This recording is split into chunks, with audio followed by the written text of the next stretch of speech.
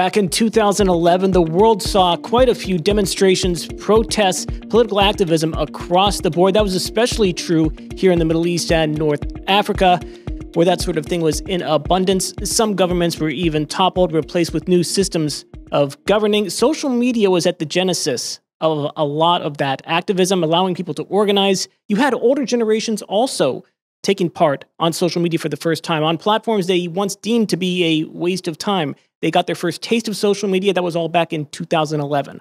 Meanwhile, back when this was all hitting its stride, social media was really coming into its own. You had 3 Stanford students who had a unique idea. They said, what if the things that you posted on social media platforms, pictures, video, text, all those things disappeared after a certain period of time? This ran counter to the conventional wisdom that put so many social media platforms on the map. And lo and behold, to make a long story short, Snapchat, the incredibly popular social media platform, was born. It pioneered quite a few technologies. AR, you have those filters. It was first on that and then imitated. Snapchat stories, they disappeared after 24 hours. Again, widely imitated. Snapchat wasn't just riding the wave of social media, it created a whole new wave. So here we are. That brings us to the present. What is the future for Snapchat, and what a better place to do that in an area where it's incredibly popular? We're here in Dubai at one of Snapchat's main offices. I'm joined by the Vice President and General Manager of Snap Inc., that's Hussein Freja. Thanks so much for joining us on this edition of Business Extra. Thank you so much, and welcome to Snap. Good to be here. So I have to say, it's safe to say Snapchat is popular all over the world. It's hard to find anybody who hasn't heard of it. Yet, I would argue per capita, it's more popular and influential in the GCC region, Middle East, and North Africa. Why is that? If you look at the region we're in the GCC region specifically, as you know, we have been going through a massive social and economic transformation. And that transformation is probably one of the biggest we're going to ever see in our generation. Within that transformation, we're seeing that the GCC community is actually really protective about the sense of community, the relationships with the closest people to them, their friends and family. And as you said in your introduction, Snapchat's core use case when it was created was to enhance the relationships between friends and family. The number one use case for Snapchat is visual communication. We invested massively in tools like AR to allow people to communicate and mimic the real life communication we have and connections we have with our closest people into the digital world. And because of that, the GCC community appreciated a lot Snapchat right from the beginning, 11 years ago. And since then, we've seen the massive usage of Snap, mainly to communicate with as a messaging platform.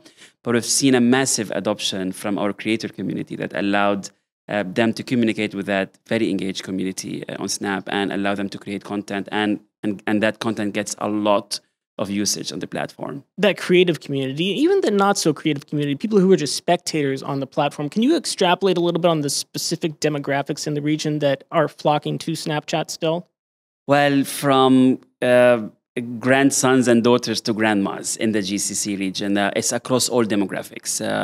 The young population here, it's really active on Snapchat and all the screens, from the maps to our chat to AR and camera, all the way to engaging with our vibrant creator community. The mothers and parents are checking on their children. They check on the map to see where their kids are. So you see usage across and adoption across all the 5 tabs of Snapchat. So we're here in the Snapchat main office in Dubai, and I'm looking around here. I'm seeing a lot of literature. I saw something that caught my eye. It says, we may look like social media, but Snapchatters know we're not. Yep. That really catches my eye because we're doing a multi-part series on social media. What does that exactly mean? I think I know what you're getting at, but... Yeah, it is really a very interesting time for the whole ecosystem that we're living in now. As you said in your introduction, when Snapchat was created from the beginning, Evan and Bobby, our founders, were young people who were using social media. They saw a major challenge with technology and social media at that time, where it became a lot like a popularity contest. People were so focused on shares and likes. We started seeing the role of algorithms in pushing content to people, and this infinite feed of content that really prioritizes what's popular versus what's safe and what's good for people. And early on, they actually, when they created Snapchat, they called it the antidote to social media. At that time, social media was all about public and all about getting as much friends as possible. Snapchat came in with features like ephemeral messaging, when at the same time, we didn't have any likes, any shares. At that time, people thought we're crazy. Because at that time, it was working really well. Social media companies were getting a lot of content, a lot of engagement, revenue as well. And we came in kind of opposite of what everything is doing. And now everybody's realizing that this is the right strategy. And you see a lot of other platforms copying those features because of the impact social media is having on mental health, on the generation of teens that are consuming this content, and the whole topic of fake news and safe content, and etc. So I think Snap still, and one of the things I'm really proud of is our focus on innovating to allow people to communicate better and kind of mimic the real life communication we have together into the digital world. And I think that focus allowed us to maintain our strength and our relevance to our community. And in maintaining that strength, can you expand on some of the efforts that have been underway to keep Snap that sort of a community, the sort of community where it's safe for most ages? So if you look at Snap, the way to enhance communication and connections with people, the challenge at that time is when you use technology to talk to your friends, everything is there, everything is saved, which is really is not the way we communicate in real. If I sit with you over coffee to chat, if I know that you're recording and taking note of every conversation you're doing, you're not going to be yourself talking to me. So this is where ephemeral messaging came in, and it allowed people to be themselves, to just mimic the kind of conversation I would have with you separately. And then you look at a technology like AR and the investment we did 10 years ago, and massive investment we did in AR. And the way it started is it allowed people to really have fun when they're communicating. It's a big difference when you text your partner or your parent in the morning, good morning, with a text message versus a visual picture with you in the morning walking to the office. And it's a whole different level when you add an AR experience on the top. We all remember those AR experiences, the dog lens, or most of the lenses we've been creating to enhance that relationship. I'm talking to you now, and I'm actually hearing the giggles of my nephew when we were playing a couple weeks ago with the crying lens on Snapchat. So just sitting with him and playing with that lens and hear him giggling just automatically makes. At that time, I remember I stopped and said, "This is what Snapchat is all about," and a lot more that we keep innovating on every day. Has Snapchat, kind of evolved or adapted some of its features to better cater to the Middle East and North Africa? Oh, definitely. I mean, if you look at the way Snapchat is designed, privacy is core to what we do right from the beginning, even before we create any product. When you look at features like no likes, no shares, when we introduced My AI, which is an AI tool that is general information AI tool that allows people to just go in and chat with My AI as a friend and ask questions, general information questions, and allowing My AI to be integrated within our chats together. Anytime we launch any of those tools and features, we take into consideration the local nuances and the requirements and the cultural dynamics that makes this product relevant to the community we're in. You brought up revenue a couple questions ago. Your most recent quarter, I think it was relatively good. Are you all out of the woods, so to speak? I know it was kind of up and down there for a while, as it is with most social media platforms. How are things looking? I mean, it's great. I mean, Q1 was a clear demonstration and showing the result of the massive investments we've done in our performance product to our brands.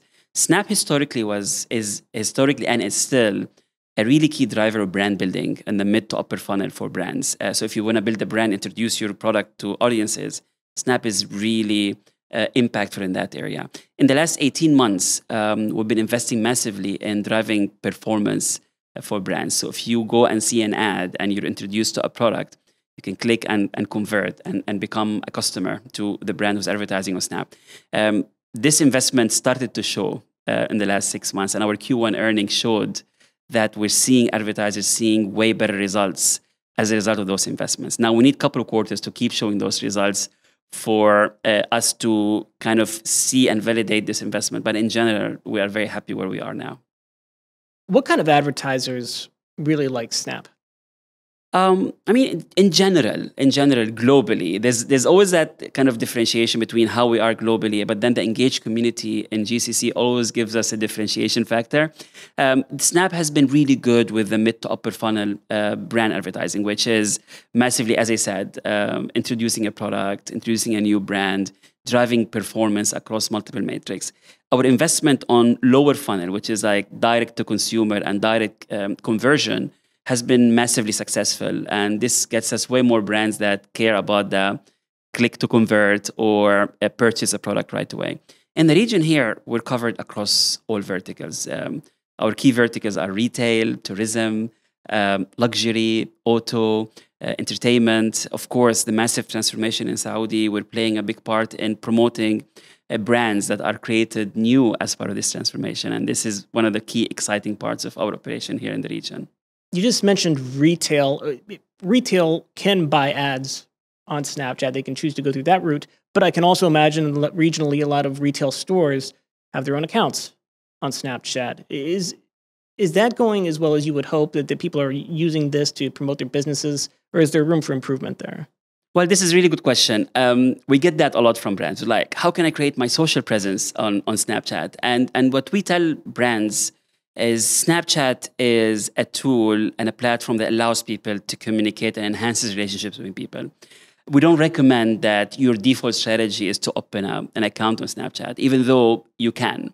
The only way you'll be successful by creating an ongoing presence on Snapchat is when you have enough content that allows you to actually keep that engagement going and add value to that dynamic and experience. But what we recommend to our brands is to maintain a level of communication and engagement with our very engaged community across AR, for example. So as I am playing with my nephew on Snapchat, a brand coming and giving me a good lens that I could use with a nephew is showing massive output in terms of impact on brands and acquisition of new customers and building brands, but as well making sure that you're designing your formats and creative on Snapchat the way people actually consume them. And then the third part is really leveraging the dynamic of content engagement on Snapchat. Creators on Snap are massive. In GCC region specifically, they love the platform. They tell us that they feel it's different. They feel that they can be themselves.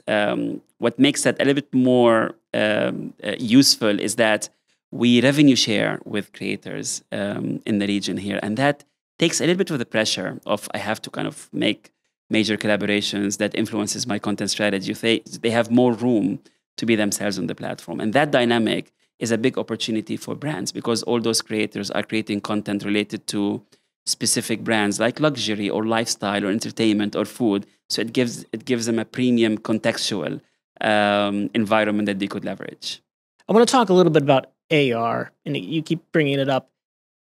I don't think Snap gets enough credit for bringing that into our daily lives as much as it necessarily should, because we talk about it all the time now, but you were all implementing it before anybody really referred to it as AR. I mean, that was what it was called.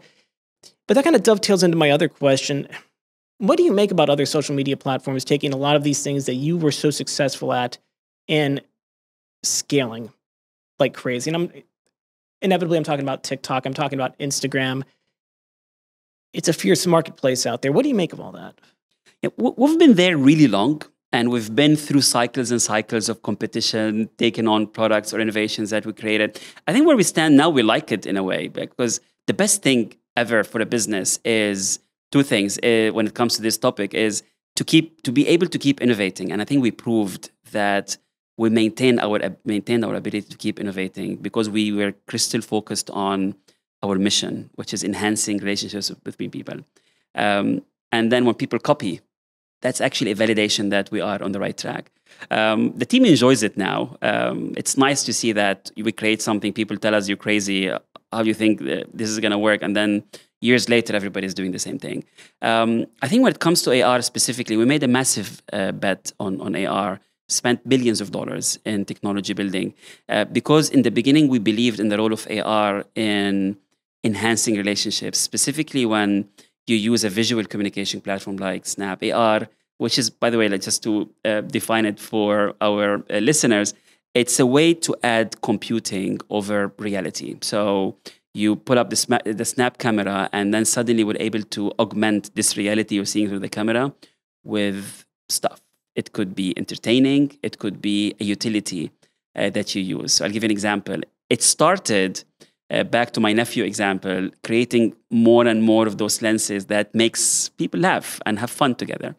By time, as technology evolved, it started to be used as a utility.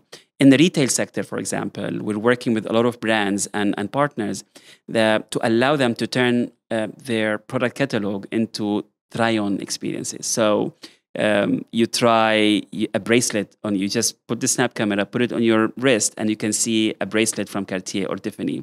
And you see it almost in real that you could see if you want to deliver that. So imagine the impact of this on retail sector and how disruptive that. What excites us a lot recently is the impact of AI on AR. So one of the challenges we've seen with brands using AR is that there's the realization of how important AR could be for sectors like retail or tourism or education. The challenge and the barriers we've seen was the creation. It was a little bit complex, and it takes a long time to deliver massive experiences. AI now is allowing us to turn a product in 2D, a product catalog in 2D, into actually a try-on experience in 30 minutes. The same thing used to take us 30 days, sometimes way more, and massive investment to be able to do that. And that opened up massive opportunity for really AR to play a real big role in disrupting major verticals. Specifically, what excites us the most in the short term is the retail sector. SnapMap. It was introduced, I think, in 2017. It still catches my eye every time I log on to it. Can you tell people who might be listening that might not be on Snapchat a little bit about SnapMap? Such a cool product, massive adoption in the GCC region. I was on a plane to Riyadh, and I met somebody who told me it's a father who has 3 daughters. He actually checks where his daughters are and where they're going or where they went to just follow them to use the same restaurant, because he's shy from asking them where they went. So it's a tool where you can see your friends and people that you follow, where they went, what kind of content they're creating. If you want to go to see a restaurant, you just click on it. You'd know who in your friends, from your friends was there before and recommend that. It's a way as well to keep people connected, specifically focus on friends and where they are, what kind of things they're doing. It goes beyond for the GCC region. It's a way, as I said, for parents to check where their kids are, and way more use cases as we see. Which country in the Middle East has the most users? I know we don't want to offend any countries or turn this into a horse race, but I'm just curious. We're seeing really massive growth across the whole region for Snap. But if I look at the engagement, the GCC region, specifically Saudi, I would say actually the local demographic in the GCC region is very similar in terms of engagement dynamic. And that gets you, it's actually a demonstration of the relevance Snapchat has to the culture of the GCC region. The GCC community is one of the most actually one of the most engaged audiences in the world for Snapchat, and they are trendsetters. So every time we launch a feature or we launch a product, they are the early adopters that gives us a lot of learnings of how we can evolve this product or this feature. We spoke a little bit about how Snapchat was ahead of the curve on so many of these technologies, and I know that traditionally you don't want to give out anything you're working on, but what can we all look forward to in the months and years ahead from Snap? So we have our Snap Partner Summit in September. This is the event that we announce our features, our new products. I'm really, really excited for this one coming up. So please keep your eye on it and see what's going on. So I'm not gonna tell you anything about what we're doing there. But what excites me the most in general, in terms of innovation, we're gonna continue to innovate. To enhance relationships between friends and family. We believe that the current state of social media and technology's impact on us as individuals, our families, our kids, has a massive impact on how this new generation will evolve. And we want to play a big part in that, in creating features that keep people safe, informed, connected, but as well positive and happy. It's really important that engagement comes with positivity. While you see a lot of engagement on many platforms, I doubt we have enough positivity and enough happiness driven by those platforms. And how about media organizations? Are they flocking to Snapchat as they are to, any platform with a lot of volume? How's that going? Such an interesting area for us. Since we started, when we thought of how can we expand the experience for people coming to Snapchat? People come to Snapchat to talk to their friends and family. We invested in AR to allow them to further engage and make that experience richer. And then when we started thinking of what kind of content experiences we want to create for this community with this dynamic, right from the beginning, we had a very, very specific approach to content. We didn't have an infinite feed of content that everybody could just post. It's like a town hall, everybody could say anything. And then algorithms pushing content that is more popular. We actually had a closed platform, Discover, where we actually did partnerships with media organizations. In the region here, we did the Sky News and NBC and the Sayyidati and Zarat al-Khalij, media organizations with enough credibility that makes us comfortable they create credible content. On the top, we moderated that content. And then we added cutting edge technology to allow us to capture content when people reported. And then, so we made sure that our content experiences are as safe as we could get. And then on top of that, we created tools that allows us to understand the cultural dynamic. When people report a piece of content, that our team, our trust and safety team, is able to get into it. And that gave us a good positioning and a good offering to our community. In the GCC region here on the top, we've seen creators loving the Snap camera. Like since Snap was created, they would just use Snapchat to broadcast content. And at that time, the content dynamic in the region was changing massively. I think the GCC region in general was one of the always the early adopters of any technology that you introduce. We've seen content engagement on all platforms is the highest in the region. But when it comes to creators, I think there was a necessity to create content across all verticals and all areas like tourism, lifestyle, entertainment, food, culture, sports. And we've seen those creators succeed on Snapchat. The level of engagement we see with creators is massive. And that's an area that we're going to keep investing in terms of enhancing the relationships with creators and allowing them to succeed and build businesses on Snapchat that can allow them to create good quality content. This next question is something I ask all of the guests, almost all the guests on the Business Extra podcast. And it depends on if they're talking about a company or a person, but in this case, we'll talk about Snap. What's the biggest misconception people have about Snap that kind of frustrates you when you hear it or you think, oh, that's totally off the mark? Yeah, actually, you said it in your introduction. Like when you were introducing this conversation, you were talking about Snapchat's social media platform. I think we just launched a brand campaign, Tilgana on Snapchat, which explains what is Snapchat for our GCC community, specifically in Saudi, and how it is used. And that campaign actually is targeted towards dealing with this misconception that Snapchat is a social media company. The interesting part is anytime you ask a Snapchatter this question, they will immediately stop you and say, no, it's not. We use it to communicate with our friends. But if you don't use Snapchat, it's very easy to think that Snapchat is just another social media platform. And that's something that by time we're seeing improving massively, but we're going to keep communicating and showing innovation to allow people to know what the real value of Snapchat is. Is there anything else about Snap that I'm not asking that you want people to know? You pretty covered a lot. But I think in general, it is what's exciting us the most is how can we innovate and invest in tools and features that really brings people together. And I think in the GCC region, it is really exciting for us to see that Snapchat has a huge value in this transformation that we're seeing. People, anytime you launch a new vertical, a new service, a new an access to anything as part of this transformation, Snapchat is at the core of when people are communicating about that. So playing a role in the transformation of the region is something that excites us the most. Another thing is our presence in the region is something that always excites us. We have a really great team here, a regional office. But as well, we have a brilliant team in Saudi, and we invested in bringing local talent into the organization locally in Saudi. We're actually launching a creator studio for our creator community in Saudi in November, which will be a core platform for us to continue investing in our creator community. We're creating a small office as well in Qatar to be closer to that creator. So this idea of Snapchat being so relevant to the local community, the only way for us to build on it is to be local and be as close as possible to the local community. Last question, if I may. I realize I didn't ask it. How many total users do you have? In Saudi, for example, 90% of our audience is between 14 and 34 are on Snapchat. 1 out of 3 people in UAE use Snapchat every day.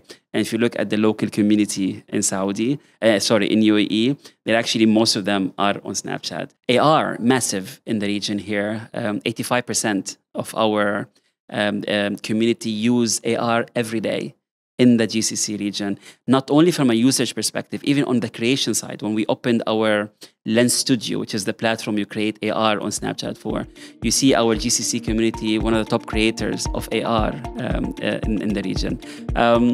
The best stat for me when it comes to Snap in GCC region is the number of times Snapchat is used a day. So people open Snapchat 50 times a day in Saudi, 50. 45 times on average in the GCC, but 50 times in Saudi.